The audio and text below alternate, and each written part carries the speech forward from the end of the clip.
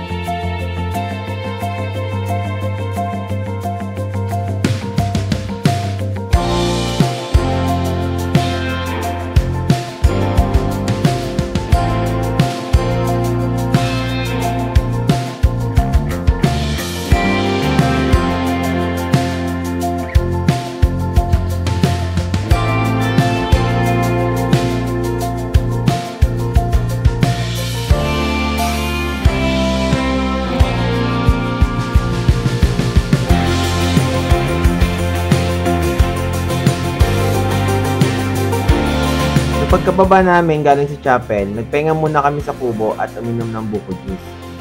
So after namin magpahinga, dumiretso na kami sa Barangay Kinabuhayan, Dolores, Quezon para maligo sa Kinabuhayan Forest. Nalaman ko tong Kinabuhayan Forest dahil sa pag-akyat namin dati sa Mount Cristobal.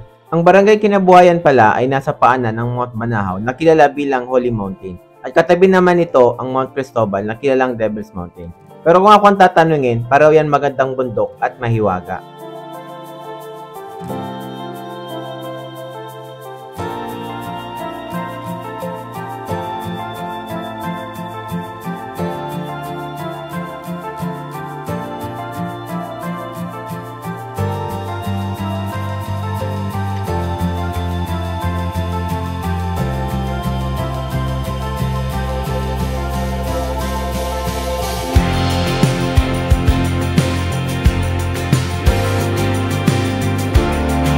Itong ilog ay sikat puntahan ng mga pilgrims, mountaineers at mga namamasyal dahil sa payapa dito at puno ng matataas at mayayabong na puno. Ang tubig dito guys ay pinaniniwala ang mayroong healing powers.